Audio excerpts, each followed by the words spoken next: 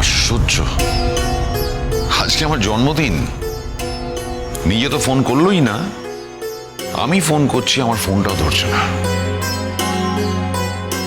কি করছে বউটান কে জানে।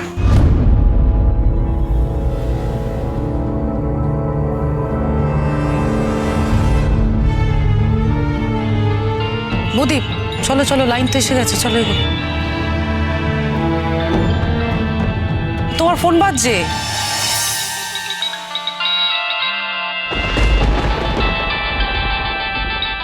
নতুন ঠাকুরপো।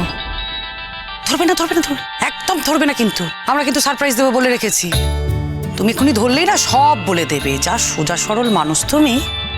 নতুনদা যদি একবার জিজ্ঞেস করে তোমাদের কি প্ল্যান, অমনি তুমি গড় গড় করে সব বলবে। আমি জানি তুমি ধরবে না। রেখে দাও রেখে দাও।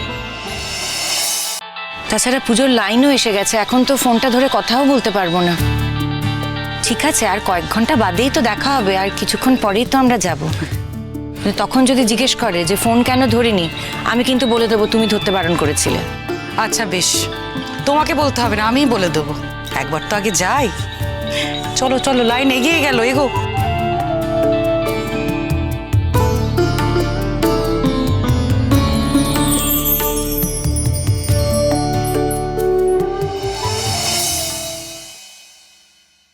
ফোনটা ধরলো না কেন বউঠান? নিশ্চয়ই কাজে ব্যস্ত। আচ্ছা, আমার এই জন্মদিনটা তো নতুন বউঠানের কাছে একটা স্পেশাল দিন ছিল। কটা দিন আগে থেকে প্ল্যান প্রোগ্রাম করতো, আর তারপর জন্মদিনের 2-3 দিন আগে থেকে সব চুপচাপ, কিছু বলতোই না, যেন জন্মদিন বলে কোনো ব্যাপারই নেই, বাড়িতে কিচ্ছু হবে না। আর তারপর জন্মদিনের দিন কত যে সারপ্রাইজ দিত, একবার এক এক রকমের সারপ্রাইজ। এবারও কি সেরকম কোনো সারপ্রাইজ আছে নাকি? কিন্তু এবার সারপ্রাইজ দেবে কি করে? আমি তো আর ও বাড়িতে থাকি না, আর বউঠানেরও আমার বাড়িতে আসার অসুবিধা আছে। ওগুলাই জানতে পারলে অশান্তি করবে। তাহলে আমার জীবনের আজকের এই বিশেষ দিনটাতে বউঠানের সঙ্গে আমার দেখাই হবে না, একবারও না।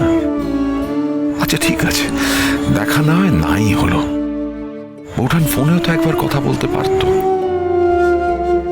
না, আমি আর ফোন করব না, তো আমি আর ফোন করব না। দেখি বউঠান নিজে থেকে ফোন করে কিনা।